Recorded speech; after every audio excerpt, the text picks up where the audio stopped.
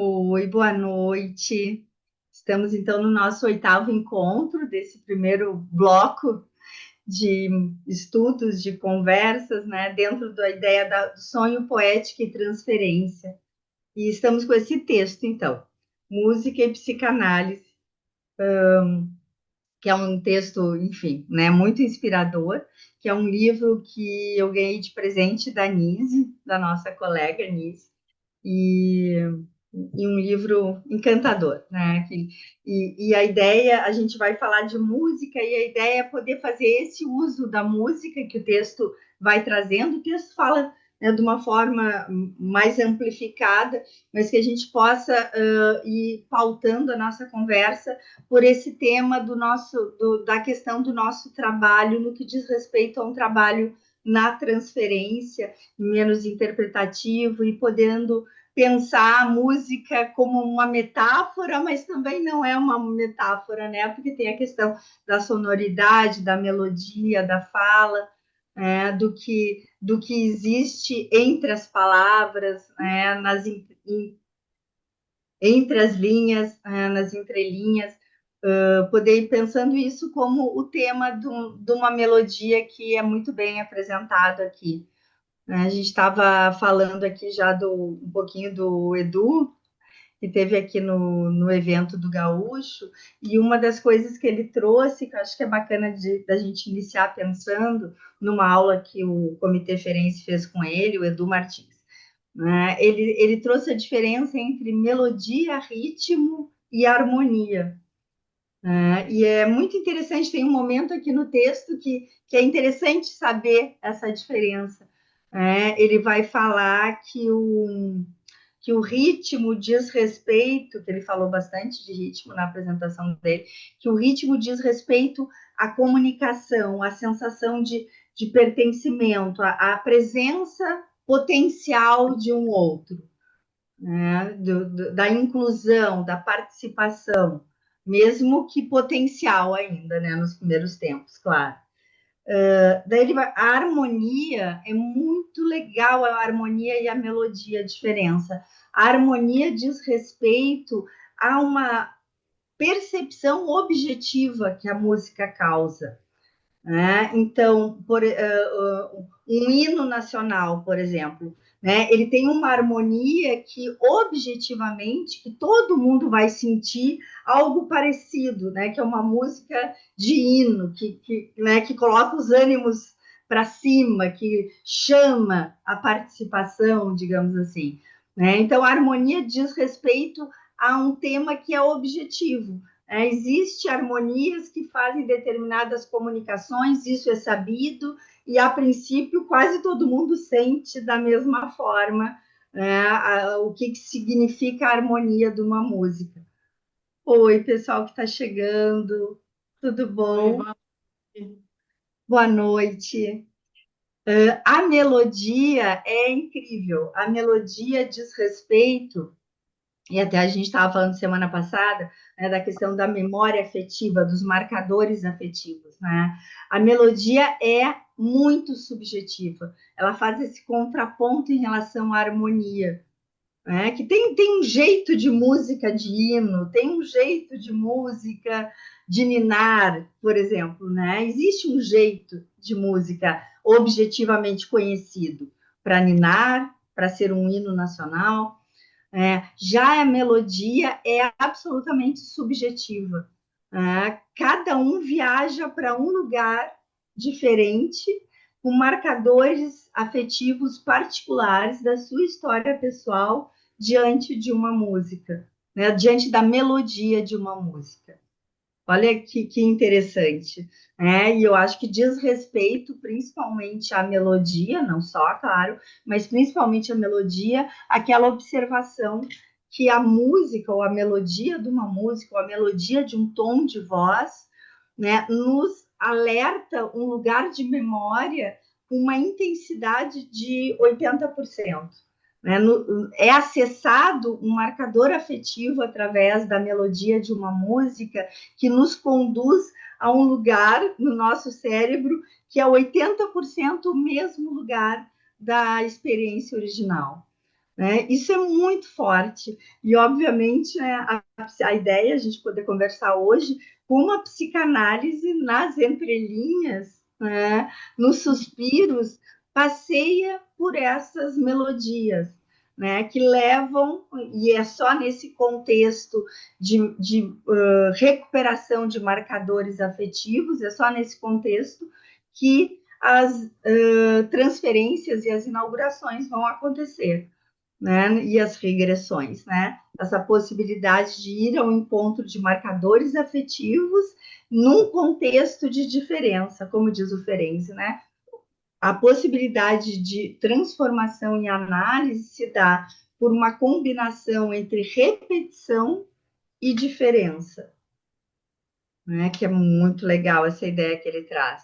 Isso, de certa forma, diz respeito a todas as nossas conversas, né? Dos nossos 8 encontros, né? Nosso 8º encontro hoje, né? Diz respeito a esse ritmo, a essa melodia que toca em algum lugar de sensibilidade e num contexto de confiança e de segurança é possível se estabelecer uma inauguração, né?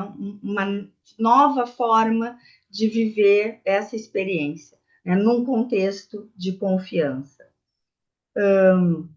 Então, acho que isso né, é muito legal, muito bacana essa ideia do que é a melodia, essa diferença em relação à harmonia e ao ritmo. Outro ponto que apareceu, e tem a ver com o que a gente está falando também, que apareceu lá aqui no Encontro Gaúcho, foi um tema que o Winnicott se dedica, que é o tema das canções de ninar, né? Em algum momento foi uma conversa importante, que foi o tema das canções de ninar, justamente com essa dobradinha, que é o que vai chamar a atenção do Winnicott, de que muitas vezes, né, a maioria das vezes, a letra das canções de Ninar são letras assustadoras, né? E a melodia, né, são encantadoras, né? São abraços, abraçam, tranquilizam. E as letras, né? Tem uma música, não vou saber agora dizer para vocês, mas acho que muitos de vocês conhecem, que é uma canção em inglês, que é o bebê no berço pendurado na árvore, o galho da árvore quebra e o berço cai. Essa em português a gente não, eu pelo menos não conheço a versão em português, mas é muito forte também, uma ameaça de que o galho da árvore vai quebrar e o berço vai cair. Bom, mas tem o boi da cara preta, enfim. E isso foi uma conversa legal que aconteceu aqui no Gaúcho também. E no texto, que não está no nosso programa, mas né, já que a gente está falando de música, acho que vale. No texto Ódio na Contratransferência, o Winnicott vai falar sobre isso. Bem legal, porque esse texto também não está no nosso programa do semestre que vem, mas é um texto complementar que vale, né? Porque tem no nosso programa um texto do Winnicott que é posterior ao ódio na contratransferência, se chama Contratransferência, que eu adoro, que é do ambiente dos processos de maturação. E o ódio na contratransferência está no da pediatria psicanálise, e o tema que ele traz, genial, né? Eu fico impressionada com esse pensador sensível, é que ele arrisca em dizer que a letra contempla as necessidades da mãe e a melodia as necessidades do bebê. Né? É muito bom, a Jaque gostou. É incrível isso. E, claro, ele está fazendo também um certo paralelo com a questão da clínica, né? Ele vai fazer nesse texto, até que o texto chama o ódio na contratransferência, né? Que a gente poder ter a consciência do ódio e ter um equilíbrio em que a gente pense que os nossos meios de exorcizar o nosso ódio em relação a determinados pacientes seja suficiente, né? Que seja suficiente a gente ter o poder do horário que termina, né? E a gente ficar sempre fazendo esse balanço se está suficiente, né? Se o valor que a gente está cobrando é suficiente, se a gente consegue da conta, do desconto que a gente deu, do valor baixo, né, de poder estar sempre cuidando se a gente está tendo de forma suficientemente adequada caminhos e canais para exorcizar o incômodo que determinados pacientes geram em nós, né? Poder manter isso na consciência, observando isso. Né? E daí a gente cai naquela história de como o Winnicott é mal interpretado, quando as pessoas têm uma ideia de que o Winnicott nega a agressão, negou a agressão, né, porque ele vai propor uma compreensão da agressão e da agressividade sem necessitar da pulsão de morte. Daí fica essa lenda de que o Winnicott tinha muita dificuldade de lidar com a agressão, quando, na verdade, quando ele fala de técnica, quando ele fala de contra-transferência, ou quando ele fala da própria agressão, e quando ele fala da tendência antissocial, ele está o tempo inteiro falando da importância de não negar ou denegar a agressão, de que faz parte do nosso trabalho, a gente está checando o nosso nível de ódio.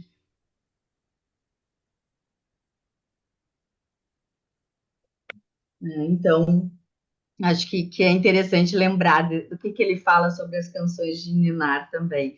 Né? E a gente pode pensar, falei, até anotei aqui de um jeito muito simples, assim, que a letra diz respeito ao mundo dos adultos, né? Um mundo simbólico, não só dos adultos, mas a um pensamento estruturado. Né? A letra, as palavras dizem respeito a isso.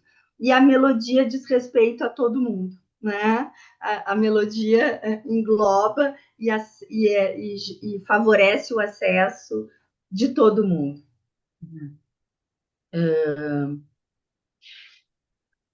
Bom, fui fazendo anotações em relação ao texto,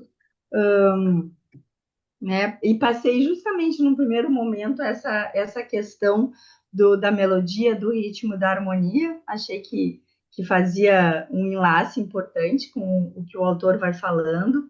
E uma outra coisa muito preciosa que ele chega a citar numa nota de rodapé, muito pequenininha,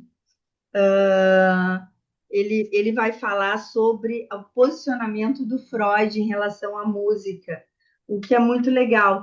Quem participou aqui do nosso encontro sobre a subjetividade do analista, que a gente teve aqui, né, organizado pelo Joaquim, a gente viu o livrinho da Gabriela Goldstein, um capítulo da Gabriela Goldstein, em que, aliás, todo o livro da Gabriela, que vale ser lembrado, que é sobre experiência estética, né? É um livro muito interessante para ele, um livrinho pequeno, né? E a gente trabalhou na subjetividade do analista.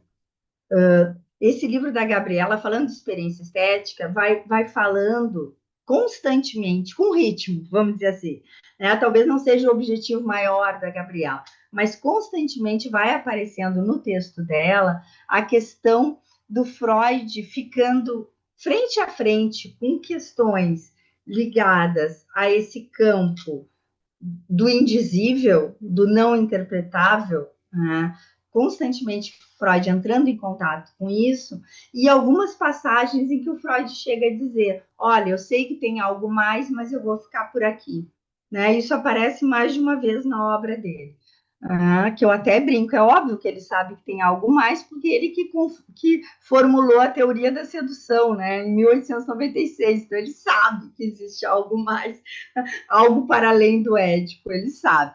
Muito bem, não sei como é que ele viveu assim, né, fingindo que não sabia, mas de vez em quando ele deixa escapar, né, e a Gabriela vai trazendo isso no texto dela, porque, claro, porque quando ela vai falar de experiência estética, ela está falando dessa melodia que a gente está pretendendo falar também, né, dessa melodia, dessas entrelinhas, dessas não palavras, né,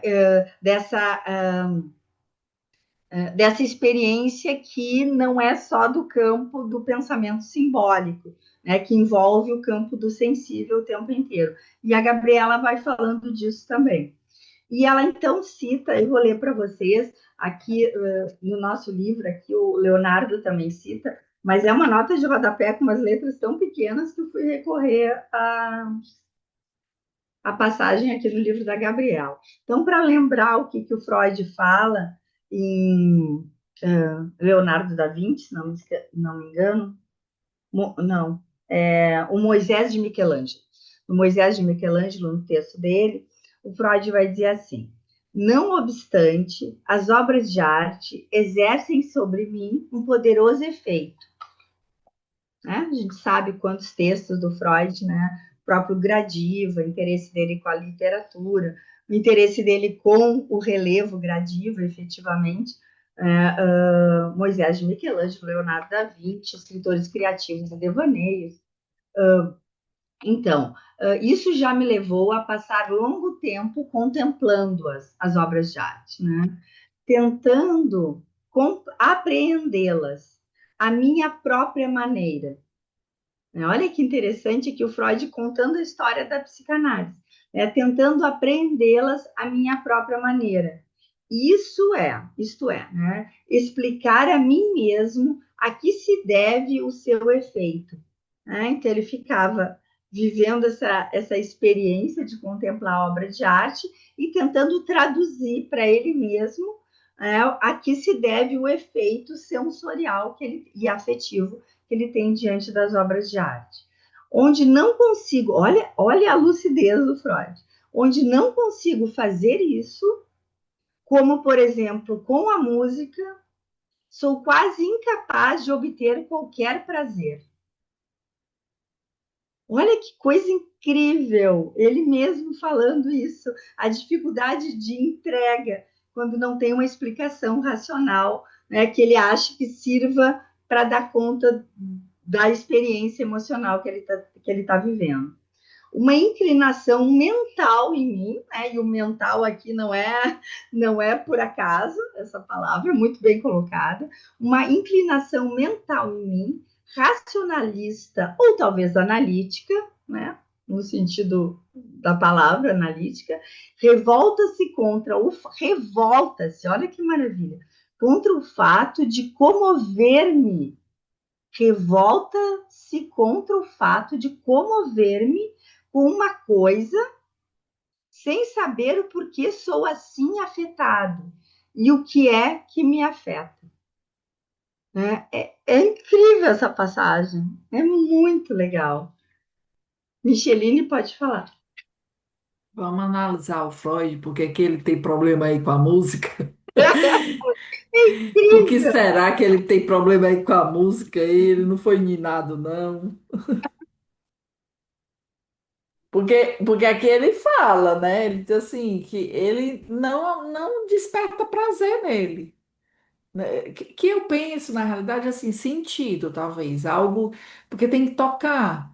Até eu lendo aqui o texto, eu vendo assim, eu até anotei numa parte que, assim, tem muita coisa do significado, do sentido, da representação simbólica, daquilo, né, mas eu acho que também tem a ver com aquilo, o momento que foi vivido no tempo. Uhum, Tem uhum, a ver com o tempo.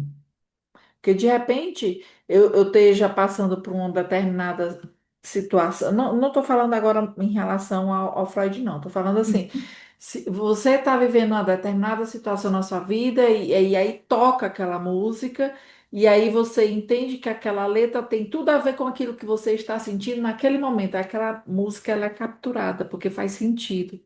uhum, Então, por exemplo, eu tive um paciente que ele era adolescente, foi na época da pandemia, ele chegou, inclusive, até a pensar em suicídio e tudo, tinha 13 anos nessa idade, nessa época. E ele me trazia umas músicas tão deprimentes, daquele, não sei se você já ouviu falar, Lil Peep, sei lá, que é um cantor adolescente, assim, que ele já até morreu. Mas era uma coisa tão pesada, tão ruim, assim, tão que eu acho que era aquilo que ele queria trazer para eu poder sentir na pele o que verdadeiramente ele estava sentindo e não estava conseguindo transformar em palavras.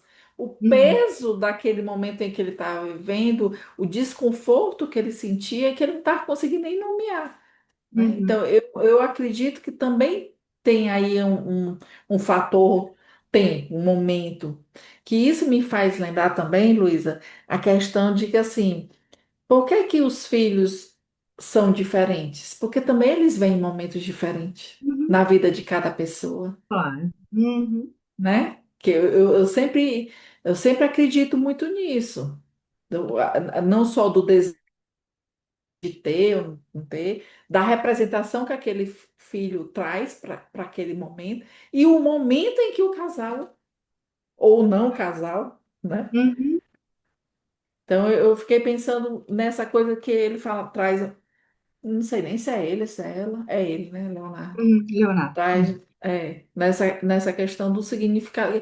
Ele tem influência lacaniana, tem, porque aqui tem Ah, muita tem, coisa. pelo jeito tem, né? Não Ah, sou ninguém para falar, mas fico com uma impressão que de uma é. forma de comunicação, mas que não é difícil, não me parece difícil, né? Não. Não, a linguagem não foi difícil, mas os termos você vê Hum. claramente que. E tem muitos termos que eu não consigo entender, mas deu para passar, né? É isso. Pela melodia, deu para passar pela melodia. Pela escrita, né?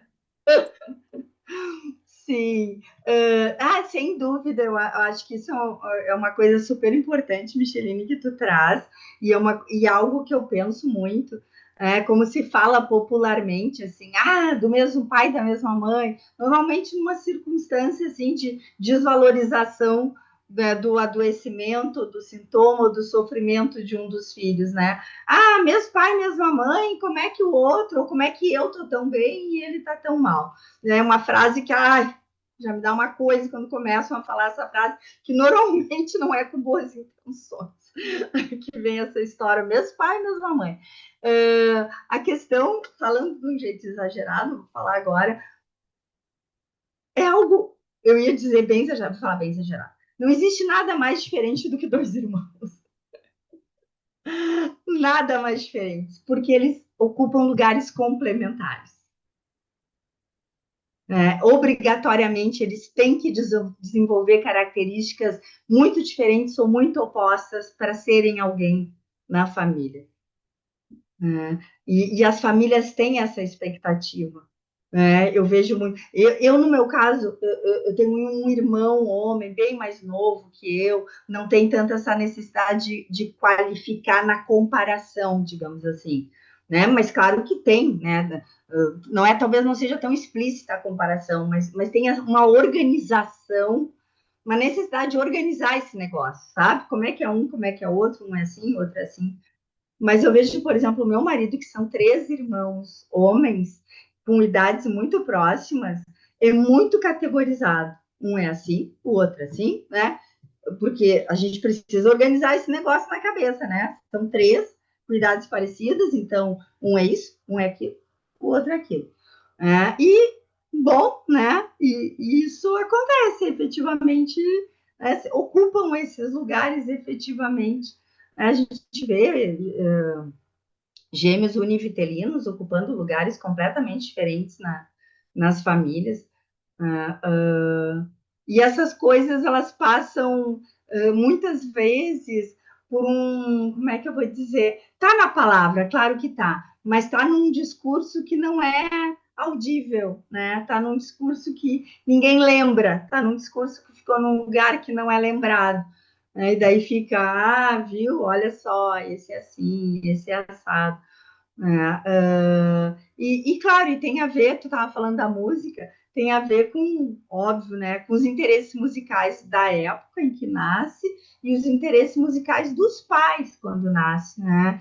Eu sou muito marcada pelos interesses musicais do meu pai. Hoje eu estava pensando aqui, me preparando para vir para o grupo.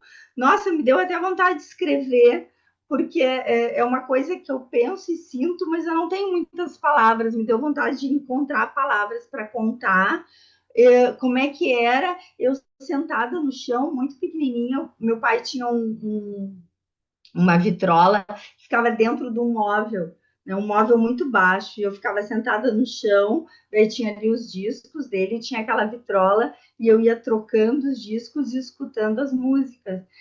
E meu pai canta bem, né? Então tem muito a voz dele cantando na casa, enfim, em eventos sociais. Eu sou muito marcada por essa questão, né? E não que ele cantasse para mim, eu não lembro nenhuma situação dele cantando para mim, nem nada assim, mas era o espaço de onipotência do meu pai, vamos dizer assim, onde eu conseguia circular, onde eu circulava, né? Que era o espaço da melodia, do ritmo e de algumas letras também. Enfim, né? E do tom de voz de alguns cantores que me marcaram muito. Juliana, por favor. Boa noite. Você estava falando da questão da emoção, da música, e quando eu estava lendo o artigo, eu estava lembrando de dois pacientes meus que são músicos.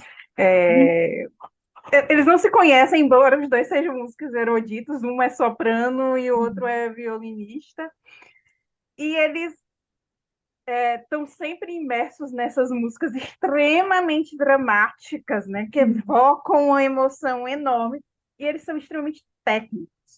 E no começo eu ficava espantada, porque às vezes eu perguntava assim, nossa, você foi tocar ópera tal, eu gosto muito de ópera. E para mim emociona muito. E aí ele me falava que ia tocar tal ópera, aí ele ia me falando e não tinha emoção nenhuma. Ele ia Sim, ai, que extremamente interessante. técnico. Né? Uhum. Às vezes ele nem sabia, ele sabia a partitura, ele sabia, mas ele nem lembrava qual era a ópera que ele tinha tocado. E ele viajava para tocar tal ópera e ficava, nossa, mas é mesmo o nome daquela ópera? Eu nem lembro. Mas qual é a história? Não, eu não sei, sabe? E eu me espantava com isso. E ele é louco por pagode. Aí é muito engraçado, porque quando ele escuta pagode, às vezes ele me manda, ai, esse pagode aqui é muito bonito. E eu acho muito interessante isso, o quanto ele vai para ele e ela também, ela é muito técnica, mas ele porque ele fala muito mais sobre isso, né? Sobre o Uhum. trabalho, a música trabalho, que é bem técnica, bem mental, e a Uhum. música da emoção, que é uma que não tem nada a ver com Que trabalho. legal, olha só. Né? Juliana, que legal. Eu fiquei pensando isso hoje, assim, principalmente nesse comparativo com Freud, né? Do Freud não se sentir no controle em relação à música, né? A essa manifestação artística que é a música, e isso agonia ele, e ele diz que não gosta, ele vai ao extremo de que não gosta. Eu me sinto absolutamente fora do controle dessa manifestação artística, porque eu tenho um péssimo ouvido musical, eu canto muito mal, e tenho um péssimo ouvido musical que se traduz também para línguas, né? Então imagina, uma música que pode fazer parte da minha história, mas bossa nova não, que era as do meu pai, essas eu sou boa, mas uma música que pode fazer parte da minha juventude. Ela tem que tocar muito, né? Principalmente se não for em português. Tem que tocar muito até eu conseguir reconhecer. É assim, muito analfabeta, né? Mas daí eu fiquei pensando como é que é o oposto, né? Eu sou parecida com Freud, assim, mas tudo bem, eu consigo dar conta de não ter o controle. Mas como é que é o oposto? Tem gente que tem todo o controle em relação à música, né? Ou a parte não afetiva da música, né? A parte técnica, como você está falando. E daí eu lembrei uma outra coisa que eu não sei em que circunstância que. Nossa, olha, acessei um lugar bem distante. Uma aula que eu tive com a Eliana Schuller Reis, depois que eu já tinha conhecido ela, já conhecia a Ferenc, depois fiz um curso com ela. E ela tocou uma música na aula, que eu não lembro que língua era, e ela disse que era melhor que a gente não entendesse a letra, né? Justamente para não se apegar na questão, na tentativa racional de decodificar através da letra. Né? Não que decodificar a letra dê conta do que é uma música, né? Mas pelo menos tipo desistir logo de tentar decodificar o sentido da letra. Daí também pensei isso, daí tu traz esse exemplo, Juliana, achei muito incrível tu ter trazido. Tu tem essa vivência de alguém que tem esse controle, eu penso que tem esse controle em relação à música.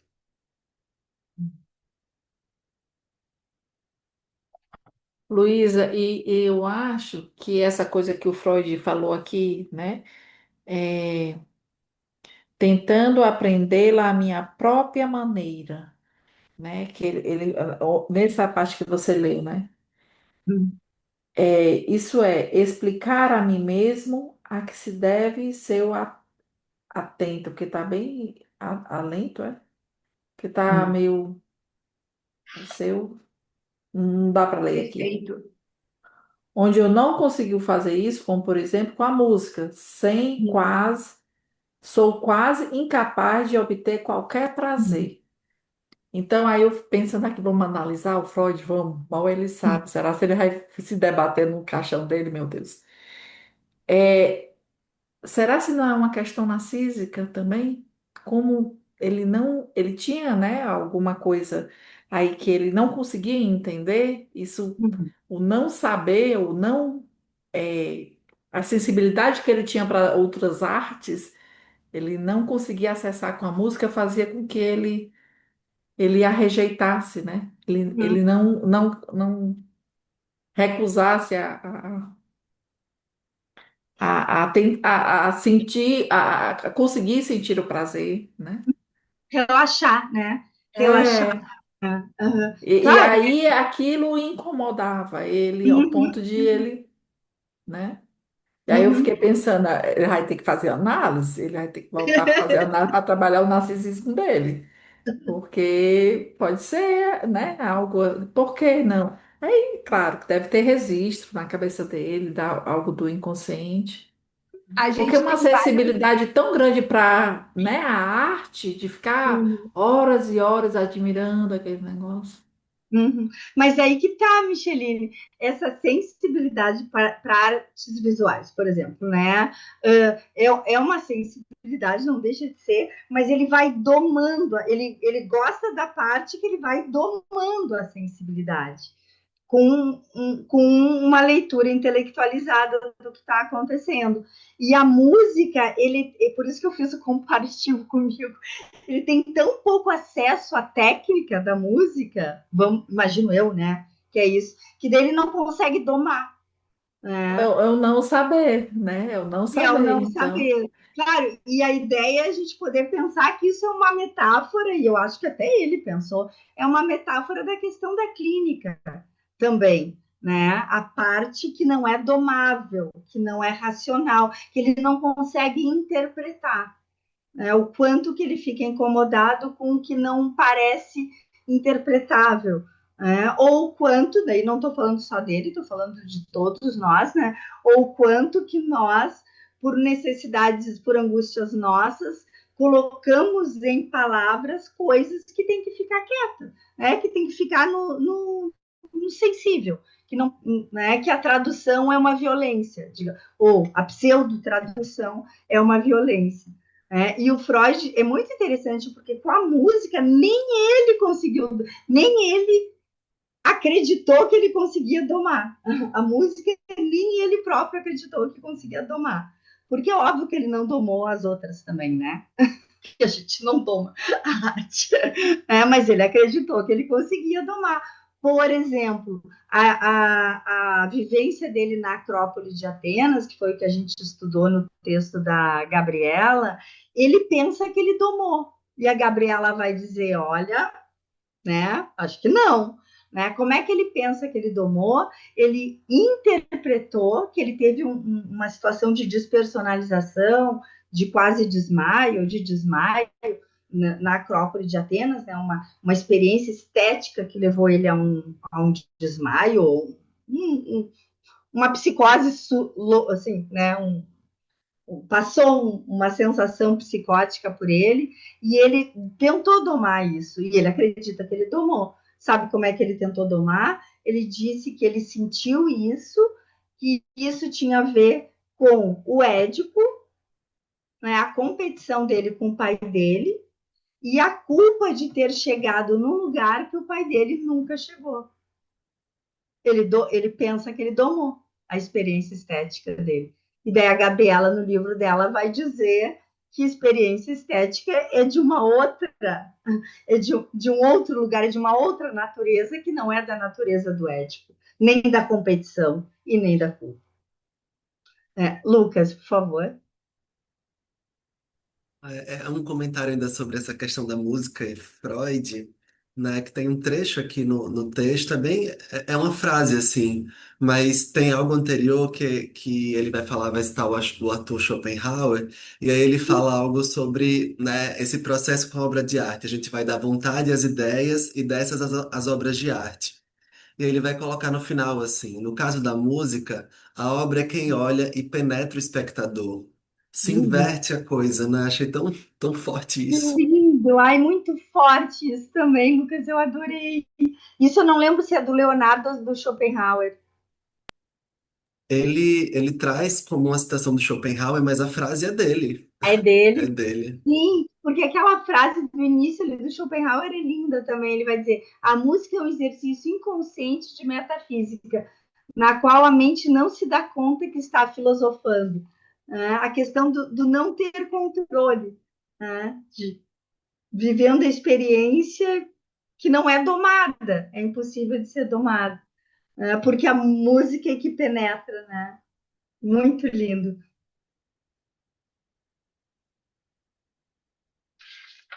Também achei essa passagem incrível.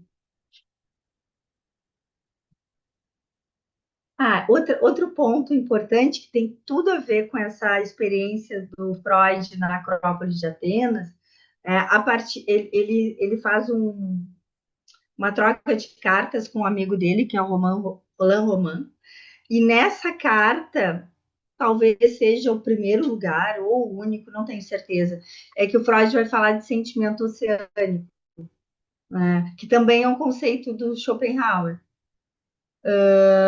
E o Freud vai falar de sentimento oceânico, contando, então, para o amigo dele, para o Roman Roland, o que aconteceu com ele na Acrópole de Atenas.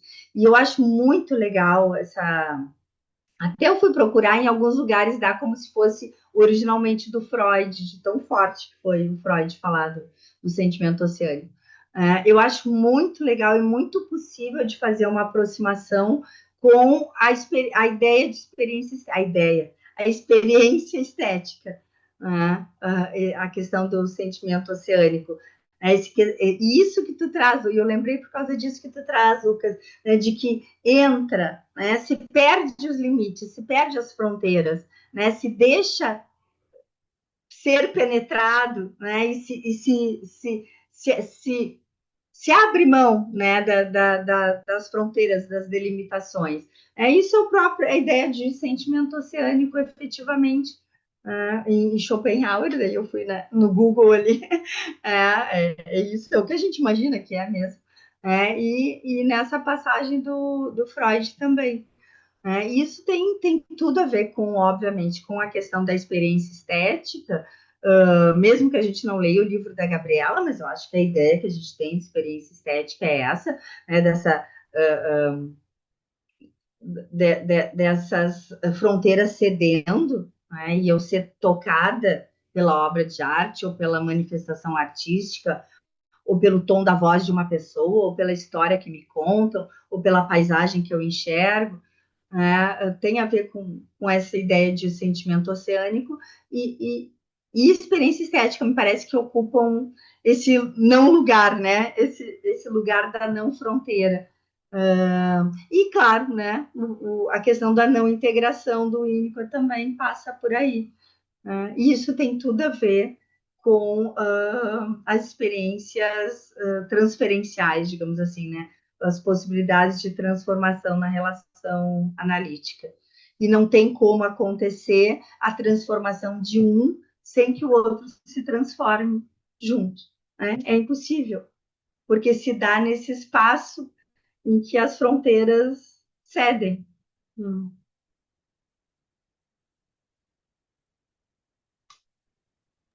E dá para a gente pensar que esse espaço onde acontecem essas primeiras experiências estéticas são possibilitadas pela cuidadora ou pela mãe. Uhum. E que, porque eu lembro do Vitor Guerra, do professor Vitor Guerra, e ele fala da Diana Bellessi, e ela conta, ela relata que quando ela tinha 2 anos, a mãe dela pegou ela no colo, Hum, levou para os fundos da casa e mostrou a rugosidade de um caule de uma árvore, o cheiro das flores de cerejeira, e ela diz que ali ela iniciou uma espécie de experiência estética olfativa e tátil. uhum, Eu acho que dá para pensar nessas uhum, marcas indeléveis que as mães, as cuidadoras, uhum, deixam nas crianças. Então, aham, por vezes, nas creches, essas músicas fora do compasso, fora do sentido, que uhum, registro que fica numa criança, num bebê, a televisão ligada o dia inteiro. aham, uhum, Perdão, mas me chamou a atenção isso. uhum, uhum. Não, lindo isso que tu traz, já que, claro, né, a gente pegando aqui como referência o Winnicott, né, ou a própria Gabriela Goldstein, essa questão de que, bom, e Ferenczi, né, Ferenczi, a questão do processo introjetivo em Ferenczi, que é essa possibilidade de expansão no mundo, o processo introjetivo em si é uma experiência estética, né, agora, pensando assim, a, a potência, né,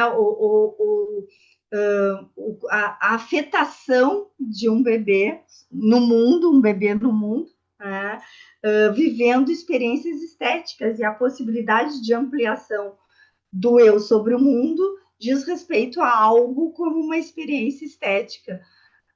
E é importante lembrar, né, daí sim, trazendo o Winnicott, que essa expansão só vai se dar quando não existe atrito. Né? Quando tu fala do ruído da TV, né, quando não existe atrito e ruído.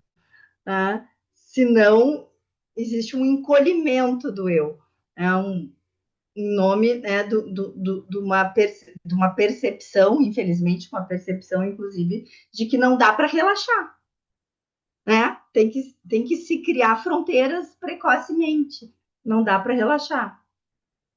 Né? As situações, isso também é muito único, né? De invasões contínuas por toque, por ruído, por insegurança, por fome, né? Levam a uma inibição do processo de expansão do eu, ou seja, uma inibição da própria experiência estética em si. Luísa, posso falar? Claro, por favor. É, e também pensando, né, né, a mãe, a experiência da mãe, do pai, assim, do mundo, também intraútero, né, do Uhum. bebê sentir e começar a ouvir tudo, né, a Jaque estava falando ali da experiência de 2 aninhos, dos bebês já ali, né, mas intraútero eu acho que também tem muito essa questão, e dos bebês, as mães escutarem músicas, né, e depois isso fazer um sentido, ficar um registro ali para o bebê, né? E eu estava pensando num caso que eu atendo de um pai, né, de um moço, na verdade, que ele se tornou pai agora, uma menininha de 1 ano e 4 meses, e ele já tem o segundo filho com 3 meses. E foi um caos na vida, muito caos, muito caos. E aí, eu não parei ainda para escutar essa coisa sonora que eles estão falando de ruído branco. É isso que chama? Eu não escutei ainda, né? Como que é isso Eu sonoro? só ouvi a expressão, também não sei se Bem, alguém eu sabe. vou até procurar depois porque eu fiquei curiosa, porque Uhum. ele falou, outra pessoa falou também assim, e como é um caos instalado na casa ali, e depois ele falou assim: ah, a gente põe um pouco para ele ouvir, se não dá certo, a gente liga o exaustor, é exaustor, né, que tem em cima. Eu falei, gente, exaustor tem um som horrível. Para mim, tem um som horrível. E eu falei, ah, tá aí, realmente, esse para mim é um som do caos. né? Me fez lembrar do Precisamos Conversar com o Kevin, que a mãe põe em cima da máquina, né? De lavar roupa e fica lá, da coisa da furadeira na rua. Falei, nossa, de repente também as pessoas podem, né, mostrar e tá passando também esse Uhum, caos, né, para o bebê, para a criança. uhum. Sim. Ah, Cláudia, ótimo isso que tu traz. Eu acho até que eu já comentei no grupo que dessa questão de que o primeiro apelo sensorial, o primeiro e o único que continua ininterruptamente é o sonoro. Né? Ele é esse fio, é tão importante isso que tu diz, né, da canção, e a gente, né, enfim, é um assunto que surge vez ou outra, mas poder pensar como é um fio de continuidade, né? Porque não era o cheiro, não era a visão, não era o tato, tudo isso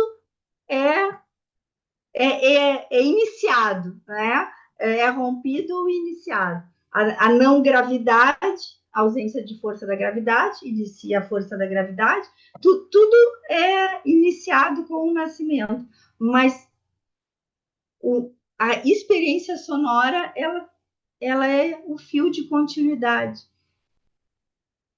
né? Ritmo e melodia. Interessante isso, né? Que importante isso numa situação de nascimento, que, como diz o Ferenc, é um verdadeiro triunfo, mas se ele chama de triunfo é porque não é a coisa mais fácil do mundo também, né? Ele não concorda com o Otto Rank, que seja o trauma original, né? O Freud também, mas nem o Ferenc, mas ele diz que é um verdadeiro triunfo, ou seja, quando dá certo é uma marca em nós que fica de um triunfo, mas para chamar de triunfo é porque tem uma chance de não dar certo. Pode falar, Micheline. Aqui no texto, Luísa, nessa parte do quando ele relaciona com a psicanálise, que achei bem interessante, está na página 47, lá no último parágrafo, Uhum, é, quando ele começa a relacionar com a leitura psicanalítica. Achei interessante uhum, quando ele fala aqui que se a psicanálise constitui-se historicamente como modelo de análise da vida psíquica inconsciente, também se torna uma ferramenta primordial de análise para interpretar a sonoridade musical como expressão linguística, bem como a sua eficácia simbólica no psiquismo humano. Aquilo que dinamicamente dialoga e reinterpreta o que está sendo ouvido, né? Nesse sentido, a música interessa à psicanálise, posto que a sonoridade traz implicitamente algo da singularidade do inconsciente, né? uhum, Achei interessante isso. Mas aí me veio a questão assim, e as pessoas que são surdas e uhum, mudas, né? Aí, pensando mais, como é que fica essa questão para a psicanálise do divã? uhum, Porque essas pessoas nunca poderão fazer análise se não for vendo, né? Pelo menos uhum. na linguagem dos códigos, né? Uhum. Sim. Então, Ai, Micheline, que interessante. Nunca tinha pensado nessa questão do tipo.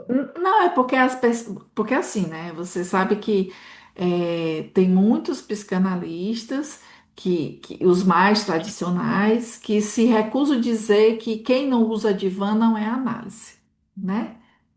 Pode ser psicoterapia com base analítica, mas não é análise, só é análise quem deita no divã. E eu discordo disso, porque senão você elimina aí as possibilidades de comunicação, inclusive nisso que ela está falando aqui, né? Do simbolismo, do tom e da voz e tudo. Mas o surdo e o mudo, ele não fala, mas ele se expressa muito mais, Uhum. né? Quando a gente vê aquele pessoal de Libras, meu Deus, eles fazem uns mugangos tão grandes, né? É. Assim, não, sem preconceito, viu, gente? Mas eu tô falando assim. Que eu fico É, tentando é uma identificar. coreografia, né? É uma coreografia. É musical, É, uma coreografia musical. Então é. eu fico Bom, pensando, né? uhum, Qual é o significado, onde é que a psicanálise entra aí para uhum, abancar essas minorias, né? Que tanto uhum, se discutem, sim. né? É claro que a questão do ritmo, aqui a gente está falando como elemento sonoro, mas o ritmo ele é maior do que o sonoro, né? O ritmo é maior do que o sonoro, né? O corpo vivo ele tem um ritmo de pulso, ele tem um ritmo de pulso, de vida, de fluxo, que é para além do sonoro. É interessante isso, porque isso dá vamos dizer assim, é uma semente para a sensação de continuidade e de confiabilidade, né? A confiança nasce do estabelecimento de um ritmo possível. E ritmo é além do som. Bem bom tu falar isso para a gente poder pensar que ritmo é algo maior do que o sonoro. Né? É sensorial, né? Não, né? Antes de ser psíquico, ele é sensorial, mas ele é maior do que sonoro, né? Ele é corpo, né? Para além, a mais que o sonoro, ele é corpo. Mas bem interessante isso que tu fala. E quando tu estava lendo ali a passagem, é claro que daí eu fiquei aqui o autor trazendo a questão do inconsciente como uma revelação do inconsciente, e claro que isso já me dá uma coisinha assim, né? Porque eu acho que a gente pode pensar na nossa uma das formas de pensar, claro, né? Mas dentro dessa proposta da clínica da experiência, que a gente está lidando não com a ideia de ter uma revelação, né? Mas não de uma revelação do que é inconsciente, que possa se revelar na música, uma memória que é acessada pela música. Claro que isso acontece também e é bem interessante. Mas a ideia é mais a ideia mais do que o inconsciente profundo, né, que é um conceito que nem todos os autores contemporâneos abraçam, né, a questão das impressões sensíveis, né, mais do que inconsciente profundo. Impressão sensível, que daí isso é uma forma de pensar o processo mais próximo da clínica da experiência do que da clínica do conhecimento, né? Lembra que o Ogden propõe essa dobradinha, né? Que a clínica do conhecimento ela parte da ideia de um inconsciente profundo, né? Que vai ser revelado no processo analítico.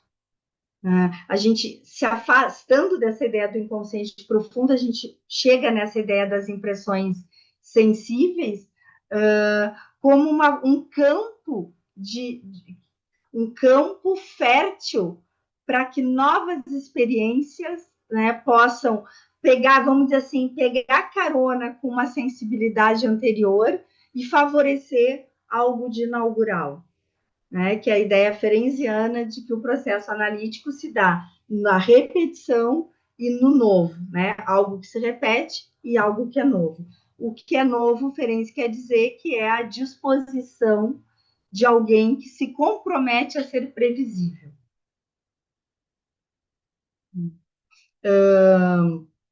E na linguagem do Winnicott, aquela frase que eu sempre cito do Winnicott, né, da transferência como algo não mais de um passado que se presentifica, mas de algo novo, né, a partir, então, né, de uma possibilidade de, através das impressões, das impressões sensíveis, né, favorecer um novo estabelecimento de confiança no mundo, né? Então, há uma experiência atual que enlaça experiências fracassadas ou vivências fracassadas do passado.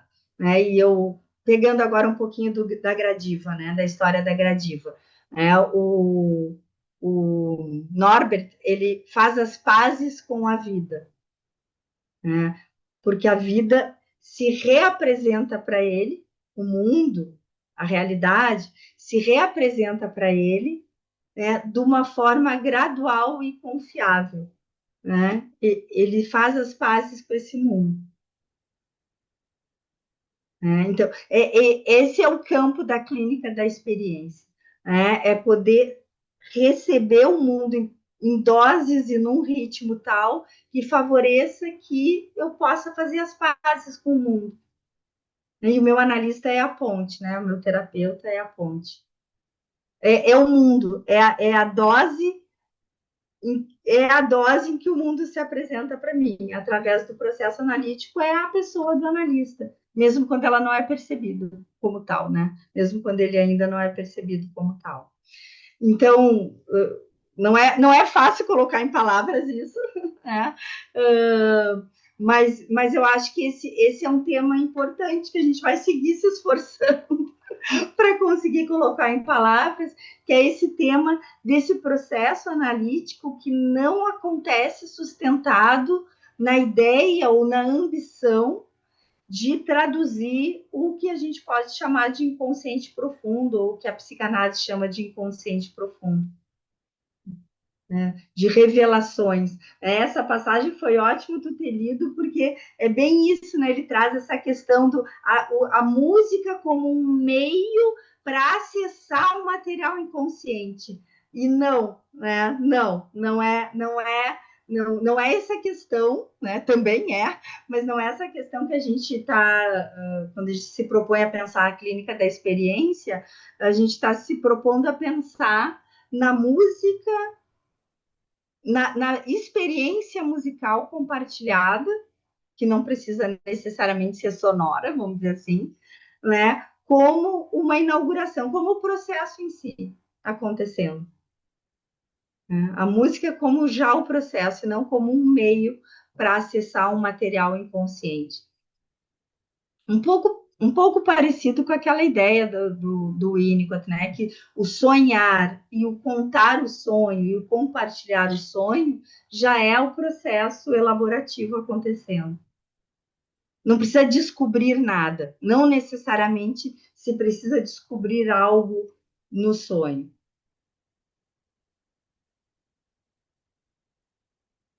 Mas a gente fica no limite do que é possível falar, né? Do que é possível colocar em palavras isso. E daí fica essa coisa, né? Mas, assim, a gente falando de melodia, é uma metáfora para esse processo analítico da experiência ou também é a melodia? Né? É uma metáfora ou também é a melodia? Também está incluído. Ah, né? O ritmo e a melodia estão incluídos. Eu acho Podemos. que pode ser, eu acho que a gente pode pensar os dois, né? Uhum, Assim, e principalmente naquilo que na experiência com o analista, não só que aqui também ele fala um pouco mais na frente sobre a questão do afeto. Você uhum, tem que estar com, né, o afeto fazendo parte do significado dessas, que aqui é na página 48, que diz, afinal, os afetos se formam nas relações vivas entre os homens. E é aí, uhum, talvez, que a língua pode servir para iludir, dissimular uhum, uma solidão inexorável e angustiante. Então, assim, aí tem a questão do que eu penso que na relação com o analista, é, que aí eu acho que o analista tem que estar inteiro na relação, no sentido de disponibilidade, mas não só do entendimento, de estar presente, mas também compreender essa musicalidade dos afetos que estão presentes na relação, uhum, entendeu? uhum, uhum. Sim, ter essa disposição a ingressar em estados não integrados, né? Que não vai ter controle, que não vai ter. E é sempre uma linha muito tênue, claro. Mas essa sair desse furor da compreensão racional, né? Não ficar preso no furor da compreensão racional. Porque daí, eu acho que isso é o Paulo Sérgio, aqui de Porto Alegre, que diz, né? Não com essas palavras, mas é uma das ideias importantes dele. né? Se a gente passar, porque tem uma questão adicional que é a gente passar uma mensagem para o nosso paciente, para o nosso analisando, que a vida só é legal se ele conseguir manter controle sobre tudo. Né? Primeiro que isso é impossível, né? É fracasso garantido. Né? E segundo que se fosse possível não era legal, né? A grande questão é que o Paulo Sérgio vai dizer, o Paulo Sérgio pega a expressão, né? Nada é por acaso. Ele pega e como assim nada é por acaso? A melhor vida que eu posso ter é uma vida em que eu aceite quantas coisas na minha vida são por acaso e como eu estou à mercê do acaso. Né? E mesmo assim, a despeito do acaso, eu vou ser feliz, né? Consigo ser feliz, né? Aceitando o acaso, né? Porque senão fica essa coisa perigosa de que, se eu fizer análise 5 vezes por semana, se meu analista for importante, se meu analista for craque da interpretação, daí nada vai ser por acaso, eu vou controlar tudo. Né? Não, né? A possibilidade de uma vida de qualidade, de uma vida que vale a pena ser vivida, é uma vida em que a gente viva a despeito do acaso. Né? Que a gente tenha uma confiança, a ideia é essa, né? Que a gente tenha uma confiança internalizada tal que o acaso seja algo, às vezes até interessante, né? Muitas vezes interessante, mas não ameaçador ao ponto de me levar a uma interrupção. Né? Então, até isso Paulo Sérgio fala, né? Até em termos de exemplo.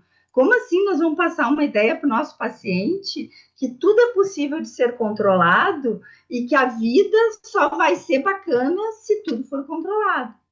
Né? Se a gente chegar nesse ponto do nada é por acaso. Pode falar, Lucas? Eu acho isso tão interessante, né? Eu lembro de uma frase que uma supervisora comentou comigo outra vez, né? Que viver é um grande apesar de. Apesar disso, daquilo, a gente vive. Apesar de um bocado de coisas que acontecem. Uhum. Mas eu fiquei pensando também como a própria psicanálise, ela criou um modelo de que até o que acontece por acaso pode ser entendido como uma tendência inconsciente ou Exato, intenção isso é uma inconsciente, loucura. Isso é né? De muito que coisas que perverso. acontecem na vida das pessoas, inconscientemente você estava buscando isso ou aquilo, e aí parece que não existe acaso, né? Nós estamos o Uhum. tempo todo fazendo coisas com intenção ou sem intenção, e a nossa vida está meio que destinada, né? Me dá uma certa ideia de uma coisa muito, muito Uhum. delimitada, e como se injustiças não existissem, como se o acaso não existisse, Exato. né? Exato, como se injustiças não existissem. Exato, daí o Ferenc vai lá, incomoda e vai dizer: nossa, injustiça existe muito.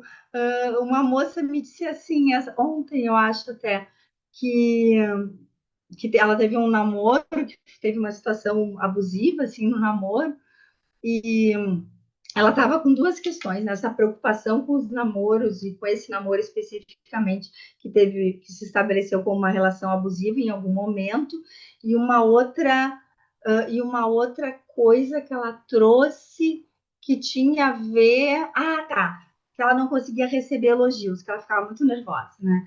E daí quando ela foi traída por um namorado, que a analista dela disse para ela: tu vê que isso aí é culpa tua, porque tu reage tanto aos elogios que ele te fez, te reagiu tanto, e ele acabou pensando que tem mulheres mais interessantes do que tu. Meu Deus, e depois para a pessoa se descolar desse negócio aí. Que coisa horrível. E isso é muito comum, né? Acho que todo mundo já passou por isso, já ouviu coisa assim. É muito é muito perverso. Agora, é claro, né, a psicanálise dá alguma coisa, né? Senão as pessoas não ficavam. Né? O que ela dá? Uma fantasia de que tu vai dar conta desse negócio, que nunca mais ninguém vai te trair. porque tu vai fazer assim, assim, assim, assim, e nunca mais ninguém vai te trair. E fica garantido.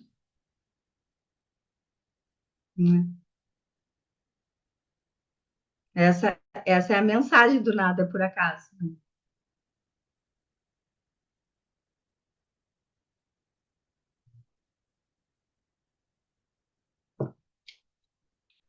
Mas, Lucas, adorei que tu engatou o tema da injustiça. É bem isso, como se não existisse injustiça.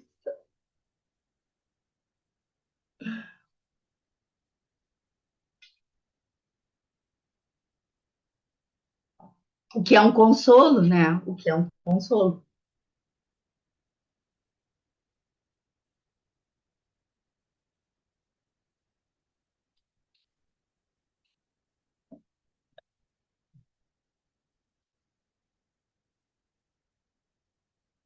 Deixa eu ver minhas anotações aqui.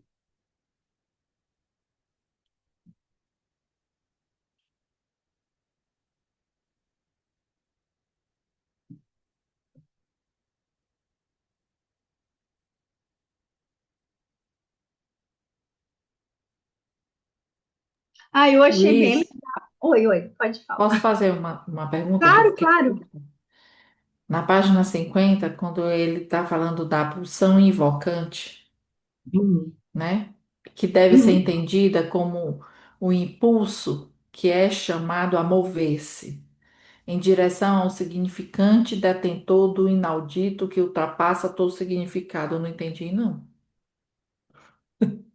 É justamente falar que eu achei muito legal. Agora o Lucas nos ajuda. Mas eu achei que tá na conta do que eu consigo entender. E eu achei que está bem colocada a ideia do significado do significante.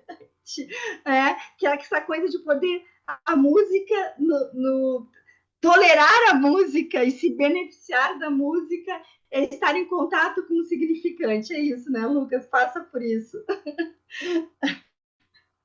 E a ideia, Lucas, tu me diz que está certo. A experiência, a clínica da experiência passa por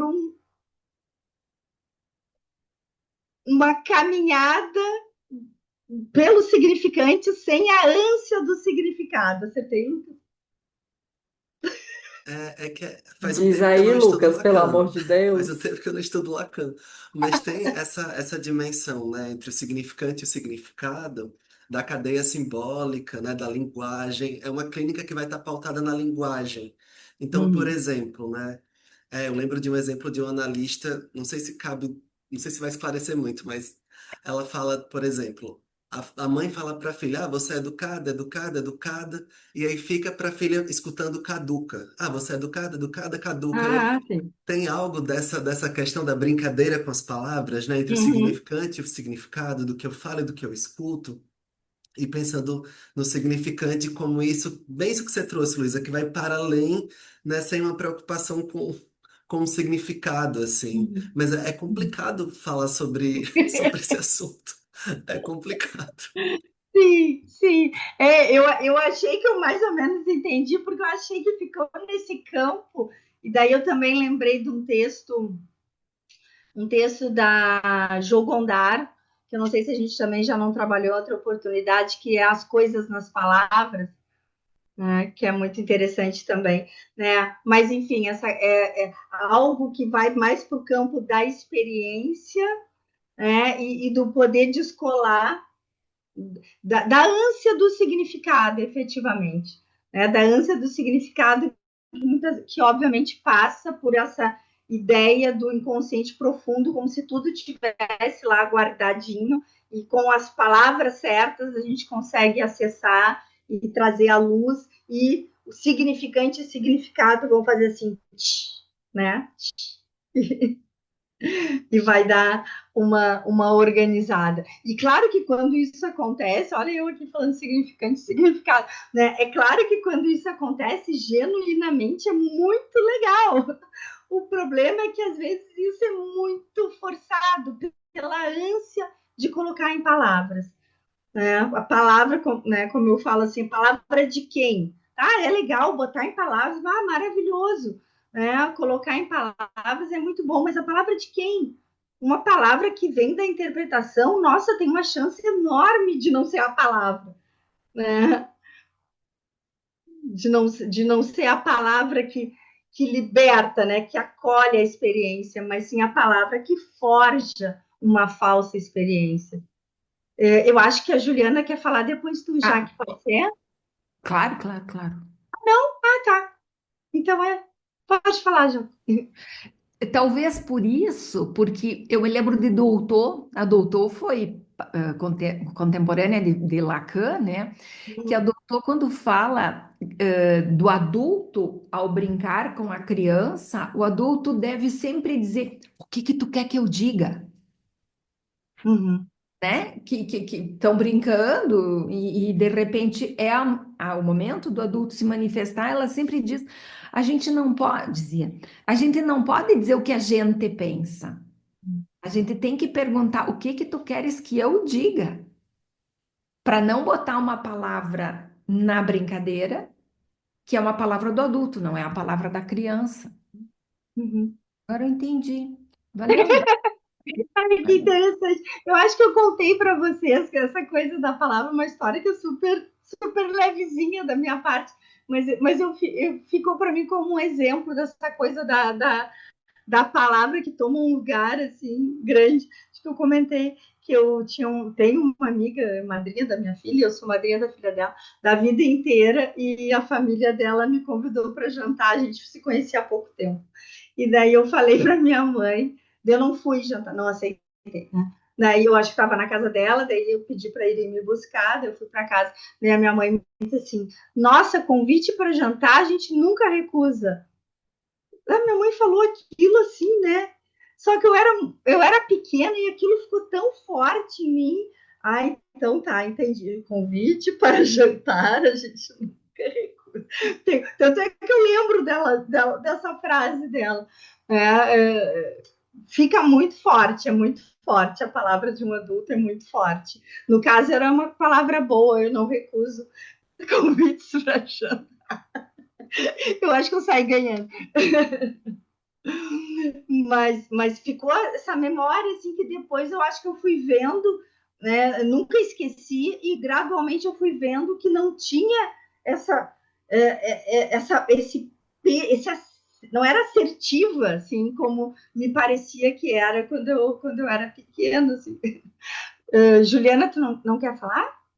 Não, eu vou, mas é porque como vocês estão numa linha de raciocínio, e eu ia trazer uma outra ideia, se o Lucas for falar ainda nessa linha de raciocínio, depois eu falo.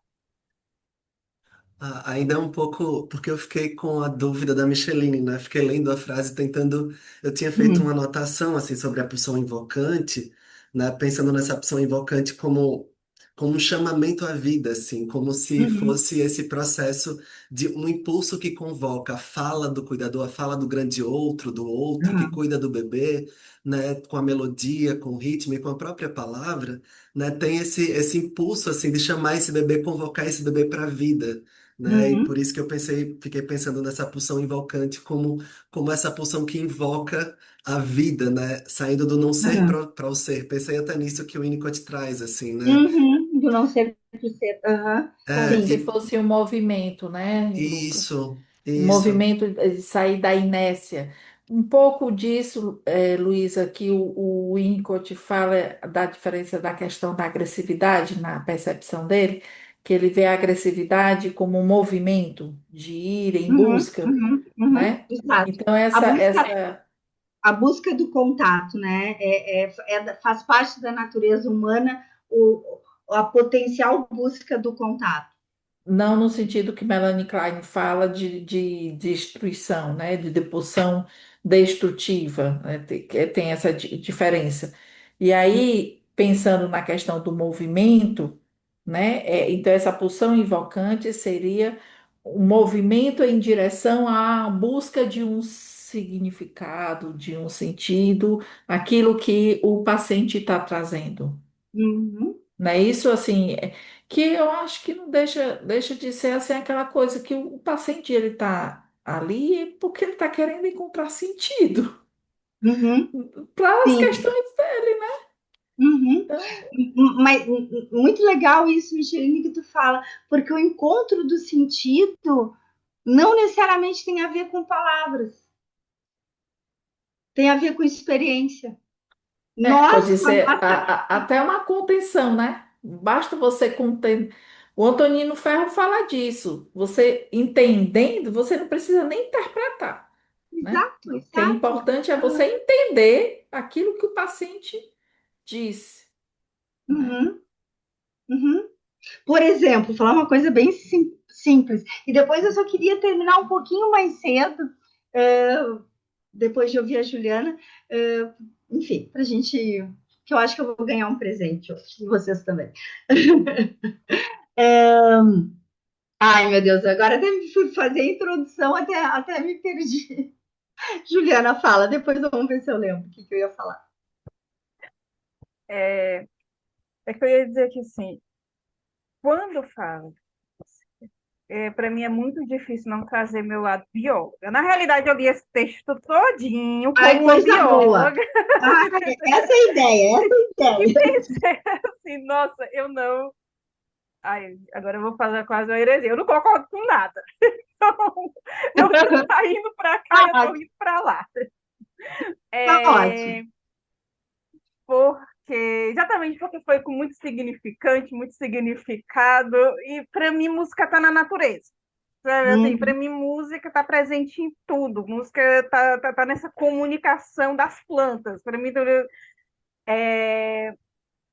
eu como bióloga passei muito, muito tempo observando os animais se comunicarem. Na verdade, muito antes eu fui para a psicologia porque ficava na frente dos animais tentando entender como eles estavam se comunicando. E nisso eu entendi que eles se comunicam por sons, por movimentos, pelo ritmo dos movimentos e tudo isso. E eu trago muito isso na clínica, para mim, na minha clínica, né? Eu vou falar com a mãe da minha paciente que está totalmente caótica, eu vou falando com ela no ritmo de voz, quase como uma música de niná, e eu vejo que ela vai voltando. Inclusive, quando você falou assim, como o adulto, eu entrego como adulto que eu preciso, mas eu dou na melodia que ela precisa é. para ela ir entrando naquilo. Para mim tá aí, de novo, para mim tá muito na superfície. Acho que era aí que eu ia chegar com a minha fala. É, não, não é essa evocação de inconsciente, é no que vai sentir, por isso que está vindo dessa comunicação. Uhum, E isso para mim é muito biologia. uhum. Ai, que lindo, Juliana. Eu adoro essa conversa. Para mim é um desafio incrível essa questão da superfície, das impressões sensíveis, dessa questão de pensar, não pensar como inconsciente profundo. Adoro essa conversa, mas também me sinto no limiar da possibilidade de falar disso, e talvez seja para qualquer um difícil de falar disso, né? Porque o inconsciente profundo deu um formato, a ideia de inconsciente profundo deu um formato e nos deu uma missão muito clara, né? A missão de acessar o que tem lá no fundo, trazer a luz, e daí esse conhecimento vai organizar. Eu acho que era dessa ordem até o que eu estava falando, né? Da questão de que a gente pensando, né, por exemplo, o livro do Roberto sobre a questão da interpretação. Pessoal, me ajudem a lembrar o nome do livro do Roberto. O declínio da interpretação. Declínio, eu tenho problema com a palavra declínio, né? O declínio da interpretação. Né? A gente poder começar a pensar que as coisas estão acontecendo, né, numa relação de mutualidade, em que alguém tem uma responsabilidade, né? Eu acho que é isso, né? É uma mutualidade, mas alguém assume uma responsabilidade. Numa relação assim, que é uma relação que favorece as inaugurações, favorece a repetição e a presença do novo favorece uma inauguração. Numa circunstância assim, e é o que muitos autores pensam hoje, as coisas não precisam necessariamente serem nomeadas. O paciente não precisa ter uma consciência do que nem o analista nem que queira vai ter, né? Mas os analistas às vezes têm a pretensão de ter uma consciência de tudo o que aconteceu entre os dois. Né? Eu tenho uma amiga, uma colega nossa, que diz, quando eu expliquei para ela o conceito de introjeção do Ferenczi, ela disse, tá, então o paciente chega buscando identificação, mas quando tudo dá certo, o que acontece é introjeção. Exatamente, coisas que não são lembráveis. As coisas que não são lembráveis são as melhores, são as mais genuínas, né? São as reais inaugurações, né? Não são lembráveis, elas são introjeções. E daí fecha com a ideia do Winnicott, então não tem que ser grato, né? Como é que tu vai ser grato? Porque tu te transformou num processo de introjeção, num processo de identificação, que é mais consciente, que é mais forjado, tá bem que tu fique grato. Mas num processo de introjeção, assim como um bebê, que se expande sobre o mundo, não faz sentido nenhum ficar grato. Né? Gente, me estendi, mas como eu falei para vocês, acho que nós vamos ganhar um presente.